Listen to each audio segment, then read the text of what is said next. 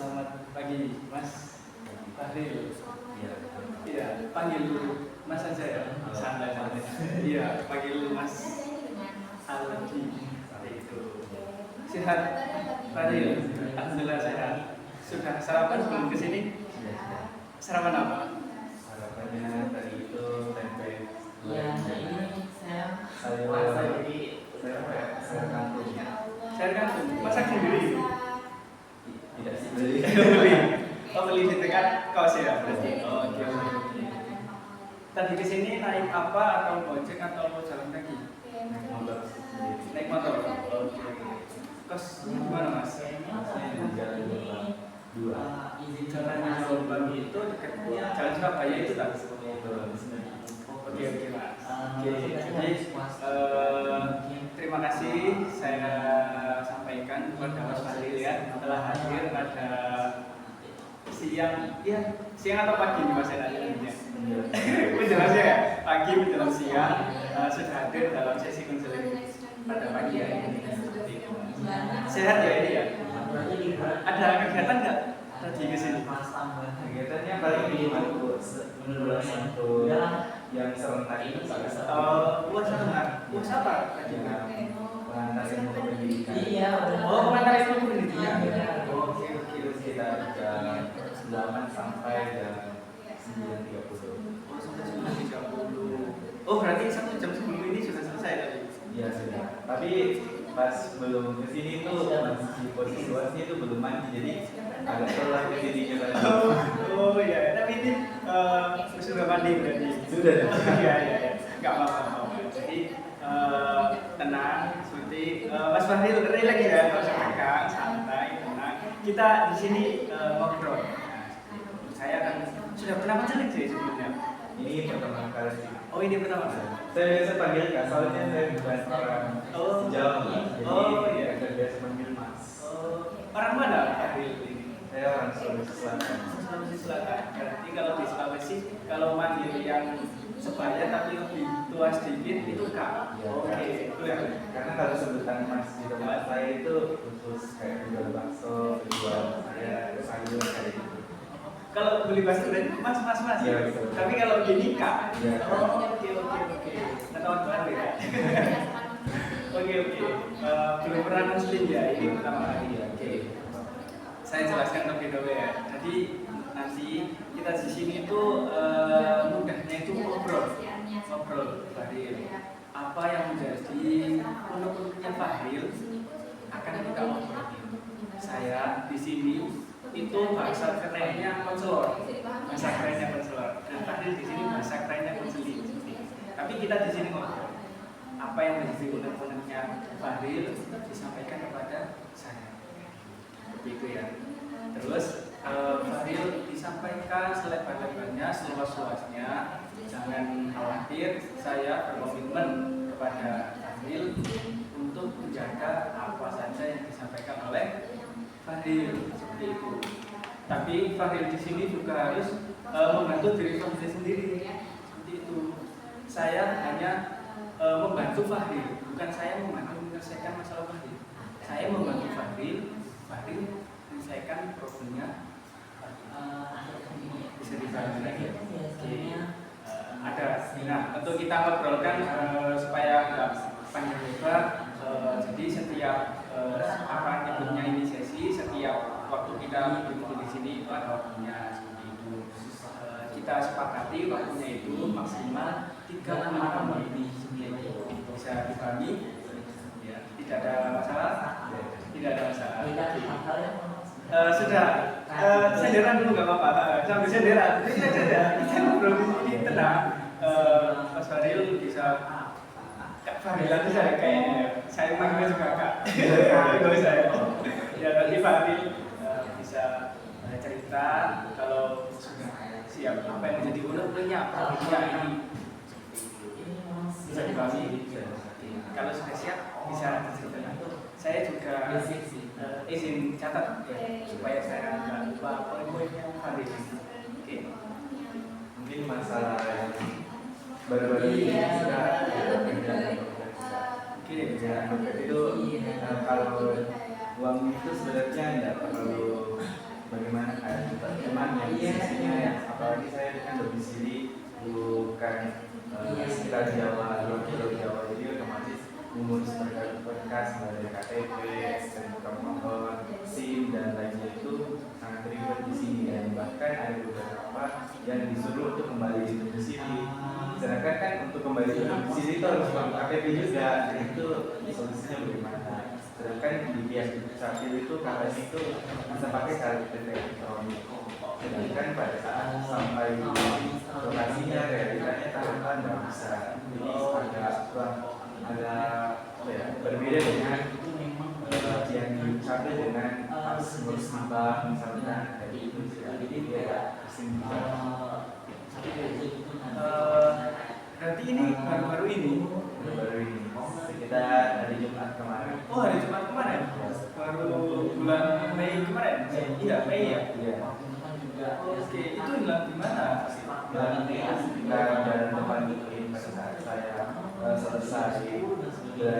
selesai terakhir banget sih pada saat itu, pagi terakhir, jadi ibaratnya tiba lagi gitu, dan ternyata pada saat pulang dompetnya itu jatuh kayak gitu, sudah ditelusuri beberapa kali pas tengah malam ada jadi Oke, itu pagi berarti.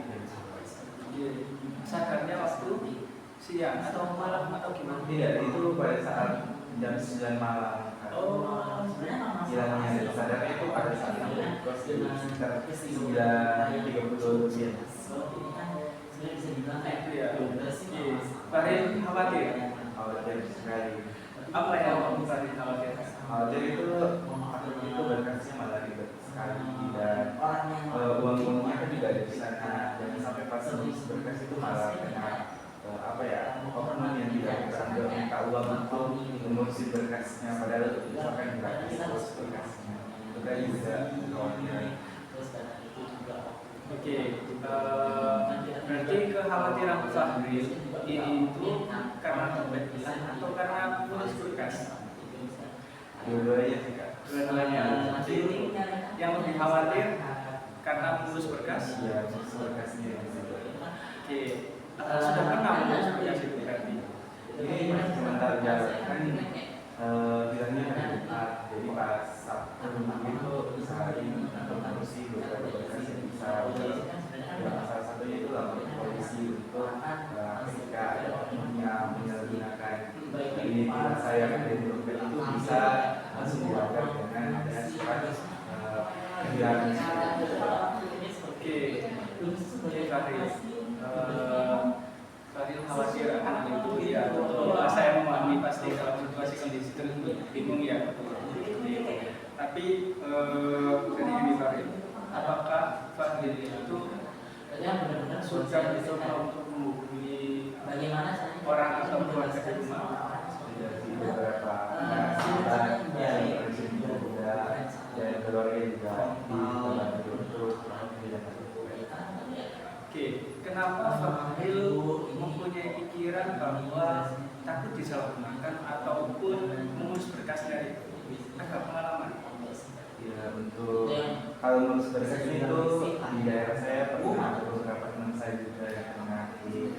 Sebenarnya sih kenyataannya itu gratis ngurus seperti itu, ternyata ada beberapa oknum yang menyalahgunakan kewenangannya untuk kayak minta uang lebih, uang jalannya seperti itu, padahal itu kan melanggar aturan dari pekerjaan itu sendiri, dan khawatir disalahgunakan karena saya setelah jalan dompet besoknya itu langsung ada telepon penipu kan.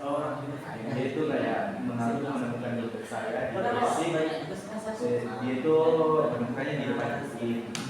Lalu ternyata dia cuma kerja lewat membantu pulang ke kampungnya Gresik. Baru saya diminta untuk transfer biayanya sekiranya itu sekitar 96.000.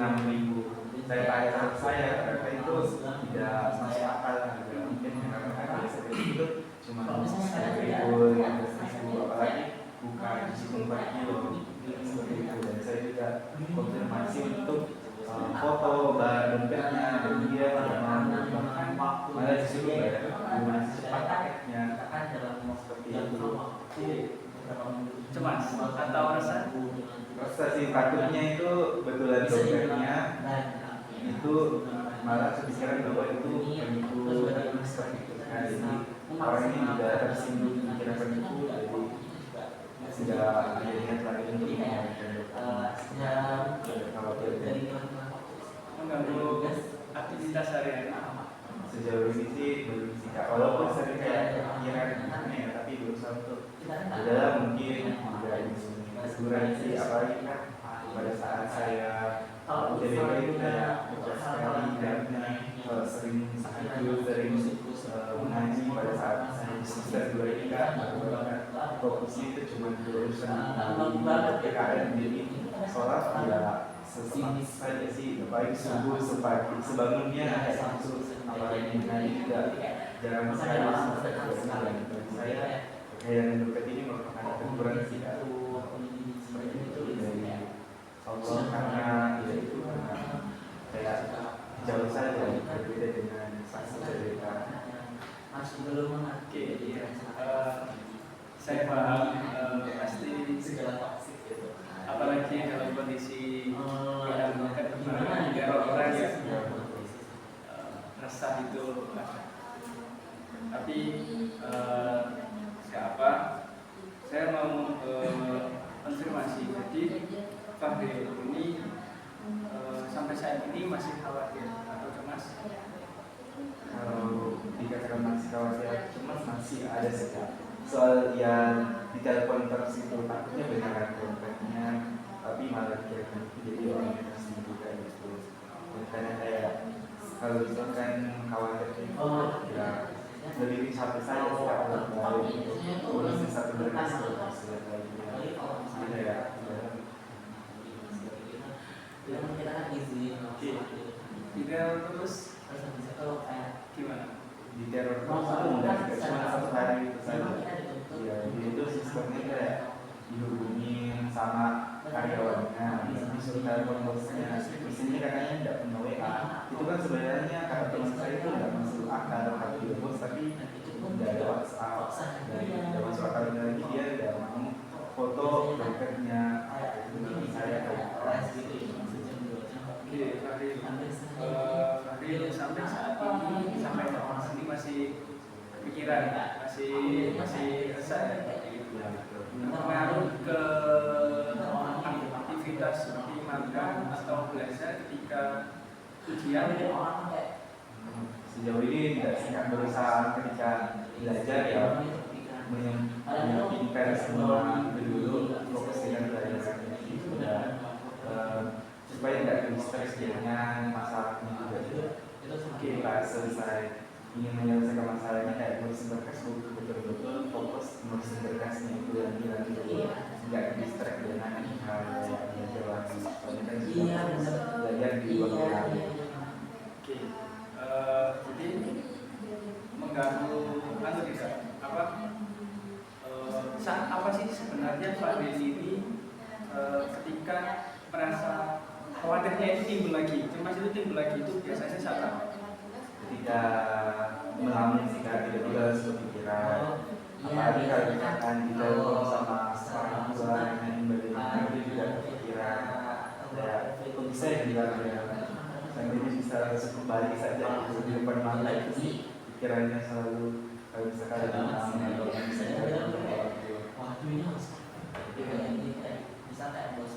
melamun ketika tidak melakukan aktivitas apa berarti? Ya betul. Aktivitasnya juga misalkan lagi kelamaan scrolling sosial media juga tiba-tiba harus berpikiran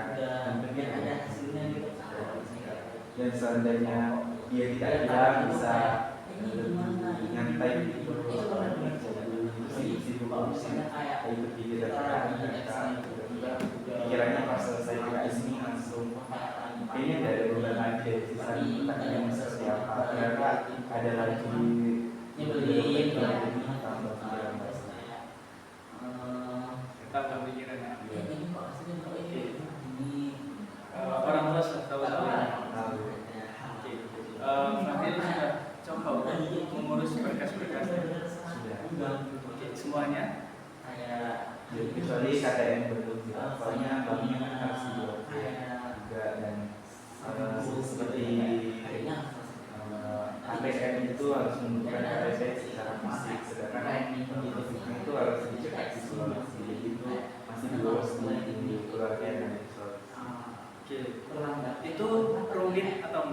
berkurang Rumit sedikit sekali. atau mungkin Itu yang rumit ya Mas?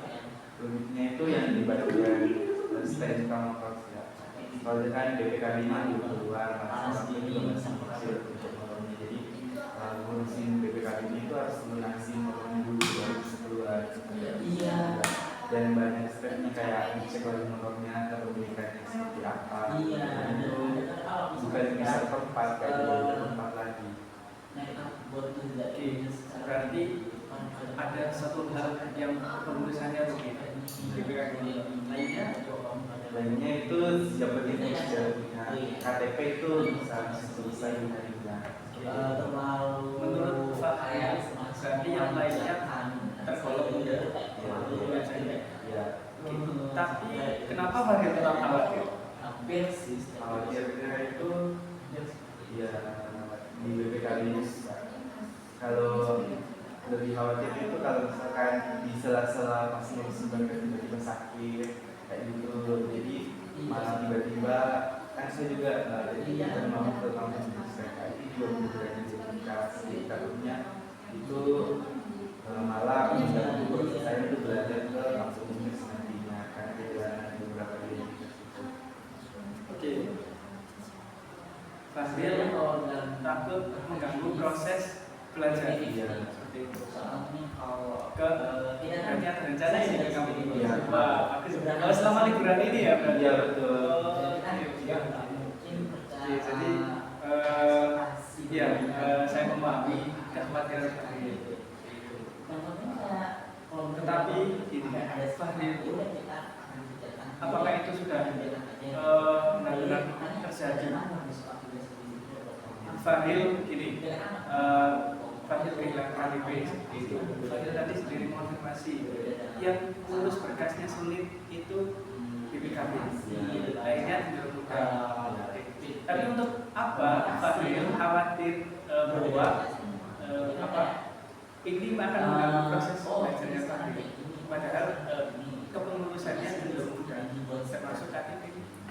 Itu karena dekat-dekat ini sudah mengalami cuma pihak solusi keluarga solusi tidak ada kegiatan lain bukan keluarga tidak enaknya itu gara-gara kehilangan KTP ini malah membawa aktivitas lagi juga seperti itu dan pikirin lagi KTP ini dalam waktu yang lama jadi takutnya malah kelamaan gitu tidak ketemu jadi liburnya kan Fahri takut tidak bisa masuk Inggris karena tidak punya KTP. Oke. Bukankah apa ketika Fahri membuat KTP itu terdapat surat kehilangan? Ya, ada seperti itu. Fahri sudah mencoba mendaftar ke kampus Inggris? Belum mencoba. Soalnya syaratnya itu ada beberapa identitas yang hilang tadi, jadi belum terdeteksi untuk konfirmasi Oke, belum konfirmasi tapi sudah khawatir. Kok bisa? Nggak overthinking dulu sih kayak hal yang belum terjadi saja.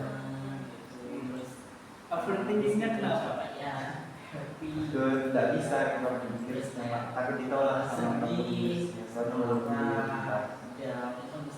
Takut juga Pak? Takut duluan? Oke, gini, Fahril itu belum mencoba daftar, kan belum bertanya-tanya soal apabila saya mau ke kampus Inggris tapi KTP saya dalam kondisi hilang. Fahril belum melakukan seperti itu, dan Fahril juga punya surat kehilangan KTP seperti itu. Ya. Tapi kenapa Fahril mesti khawatir? Iya. Menurut Fahril masuk akal nggak seperti ini? Saya ini benar masih, tapi kok saya takut? Betul apa? Betul harus dikonfirmasi dulu baru. Khawatir juga tidak sih kalau selesai konfirmasi jadinya tahu bahwa oh ternyata tidak bisa, jadi daripada menggunakan sendiri mending ngasih konfirmasi ke kami. Oke, berarti bisa ke kampung Inggris atau sudah tidak khawatir?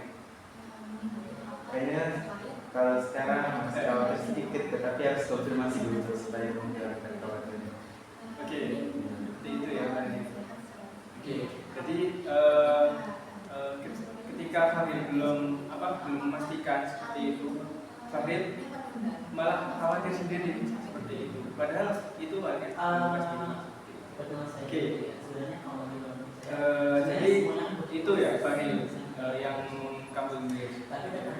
Jadi saya mau menonton ini dari awal. Jadi Fadil ini kehilangan pet ya, seperti itu ya, khawatir. Banyak akibat lah dari kekhawatiran seperti ini. Fadil merasa cemas, diteror orang, merepotkan keluarga, takut merepotkan keluarga, takut tidak bisa masuk Inggris, masih takut tidak bisa masuk kampung Inggris. Inggrisnya sudah tidak kepikiran. Karena sudah tidak kepikiran. Oke, seperti itu. Masih kepikiran soal peneror. Berusaha untuk cuekin saja. Mungkin bukan berusaha. Oke. Berusaha untuk cuekin karena sudah ada Fadil sudah bisa melogik sendiri lah ya. Ini kayaknya bukan dompetku karena ini seperti itu. Selanjutnya Fadil takut merepotkan orang tua. Takut merepotkan orang tua. Orang tua repot gimana yang tidak berdampak? Yang biaya BPKB soalnya kan itu masih menyisir, takutnya tiba-tiba akan membebani untuk biaya pelunasan uangnya langsung. Saya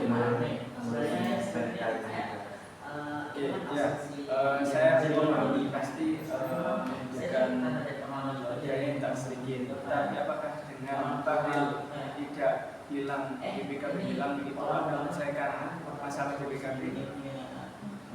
Sudah bilang andaikan tidak bilang apakah akan menyelesaikan masalah? Tidak. Berarti menurut Fadil dampak buruknya itu lebih ke tidak bilang atau bilang? Tidak bilang. Karena kita kan juga harus kayak suatu waktu juga orang tua akan tahu kan sepenuhnya kan jauh diri berbaik dari awal dari cerita kayak tiba-tiba pulang aja gitu. Tapi kan gitu. dan itu yang menjadi Walaupun yang sama-sama khawatir untuk merepotkan sih. prinsip berarti dampak buruknya lebih besar yang mana? Yang tidak bilang. Yang tidak bilang. Iya, saya paham. Apabila bilang pun merepotkan, tapi ada dampak yang seperti yang dikatakan sendiri, ada dampak yang lebih buruk. Jika BPKB-nya hilang tapi tidak bilang orang tua di kampung halaman seperti itu. Oke, berarti masih takut merepotkan orang tua. Meskipun tantangan di masih. Selain dari biaya besar, apa lagi yang kira-kira bisa jadi karena kan saya kita sama dari saya saya juga udah dekat dengan saudara saya itu berdomisili di Jawa Tengah. Jadi itu sih kan dari agak sambung kita merepotkan mereka ini kayak kok tiba-tiba si kami urusan lagi dengan orang tua jadi tidak enak kayak itu Fadil dimarahin? Sebenarnya bisa dimarahin Bagaimana? ya aku lihat sih dia lain kali bahwa aksi lebih besar kayak gitu, bahwa pasien selingkuh, tapi respon harapannya ya pas awal-awal memang marah sih, tapi dengan beberapa tapi pada sampai hari ini itu responnya itu masih marah, jadi ada apa ya nggak enak saja gitu, sekarang handphone marah gitu malah memperkeruh suasana saya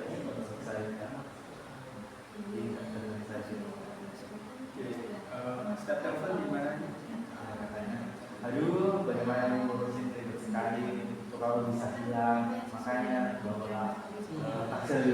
seperti tidak resah di lapangan. Respon Fadil sih. Jadi yang saya juga di hari sampai selesai baru ditutup sendiri nanti sama orang tua.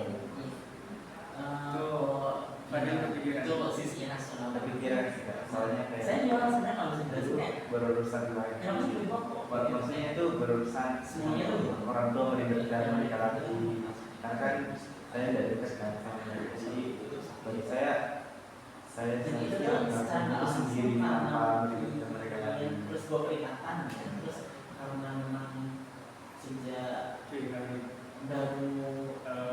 Iya, saya memahami ya pasti ada masa baru manusia ketika seseorang sering banget kayak Fadil kebiasaan itu muncul kayak momen-momen Sama misalnya ya kayak selesai mensugestikan saya mendorong untuk menyesal saja sih kalau bisa dan juga kayak kesel juga kan gunanya saya cerita juga supaya dibantu lurusin dan juga harap orang tua itu bisa kayak oh iya nanti diurusin bisa nenangin gitu sekali tapi malah responnya jadi malah bikin suasana diri saya kayak itu semakin stres di diri saya kalau di saya bisa kontrol stres karena tidak dapat barang.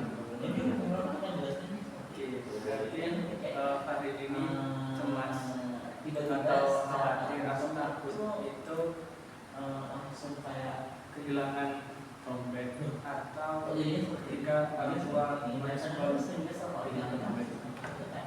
orang tua responnya kita Itu yang saat ini khawatir.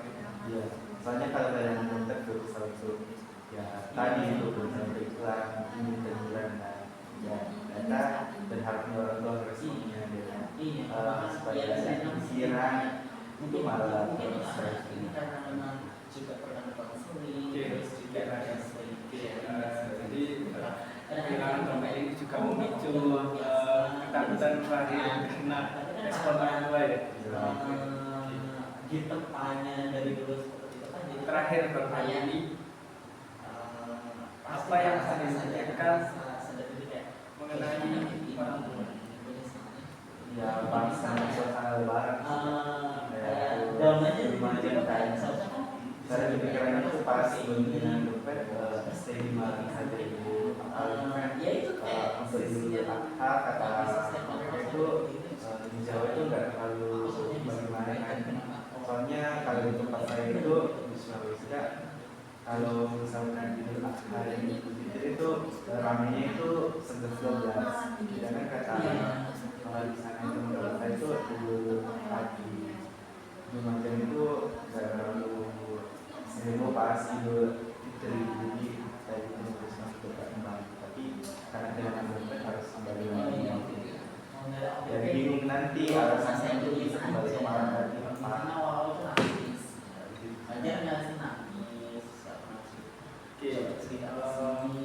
Banyak hal ya yang memicu kejadian yang tidak nyaman bagi Fadil karena sebab kehilangan dompet. Tapi kali ini coba kita fokuskan dulu ke perasaan ke apa yang menjadi problem Fadil dengan orang tua. Seperti kata Fadil di awal tadi, orang tua sudah bantu memutuskan. Tapi kata Fadil juga, orang tua juga merespon dengan kurang baik. Menurut Fadil kurang baik. Oke, Fadil ya, menurut Fadil kurang baik. Pandangan Fadil terhadap dua hal tersebut gimana? Orang tua sudah memutuskan apa yang BPKB-nya berlaku, tetapi respon orang tua juga kurang baik. Itu apa yang dipikirkan? kira-kira ya pasti ada perbandingan sama keluarga yang dari Sulawesi yang Jawa karena pada saat saya di Sulawesi juga pernah kena belum salah di tabrak orang jadi itu urusannya juga lihat dulu di Sulawesi kemudian nanti diluruskan bahasa sekarang itu soft kan jadi belum saya juga tapi di sisi lain ternyata lepas di Jawa malah berbanding kembali gitu kan walaupun tetap dikerjakan di Bandung keluhan karena ngurusnya ribet, dimarahi juga itu tetap kena juga sudah. Jadi saya kepikiran juga harus bisa memaafkan ini ya. menyadari informasi sebelumnya. Kenapa Fadil kepikiran? Padahal sudah dibantu untuk BPKB. Soalnya responnya enggak baik. Jadi kayak jatuhnya ini bikin mereka sedih, mereka sedih dalam ya harus dengan pengorbanan jawabnya atau ada kerjaan lain yang bisa mungkin sektor-sektornya.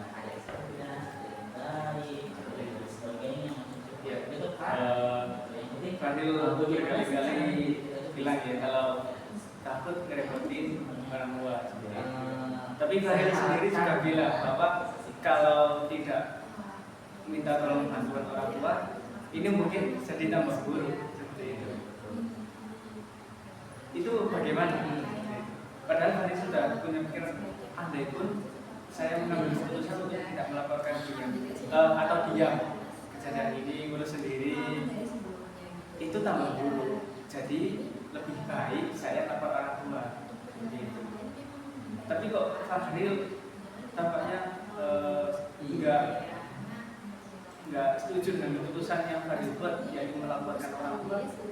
Itu bagaimana? Dan respon tadi sekarang tidak sesuai harapan diri sendiri.